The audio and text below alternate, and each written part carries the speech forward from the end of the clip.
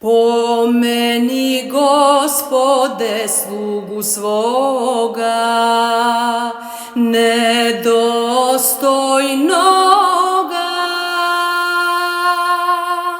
Jedina nada mi je ljubav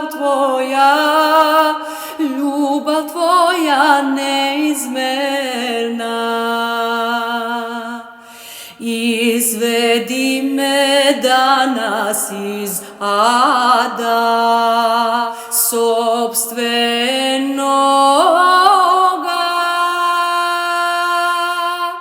kada je od ognjenih jezika rođena crkva Tvoja. Pomeni, Gospode, slugu svoga, molitvama svetih otaca, Porfirija, sasuda ljubavi, Nektarija, čudotvorca.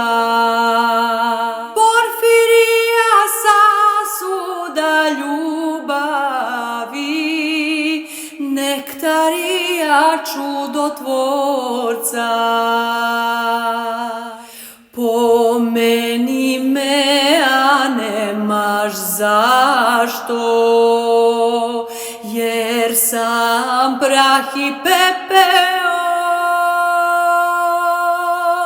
pa čak i ne postojim ako straha Tvoga nemam u sebi.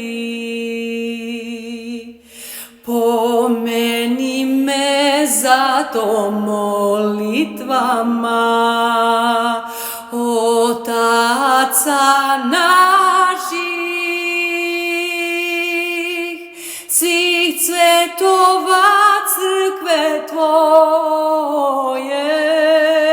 u kojima Ti obitavaš. Pomeni, Gospode, slugu svoga, molitvama svetih otaca i matera naših bogonosnih, svih cvetova crkve Tvoje. I matera naših bogonosnih, svih cvetova crkve Tvoje.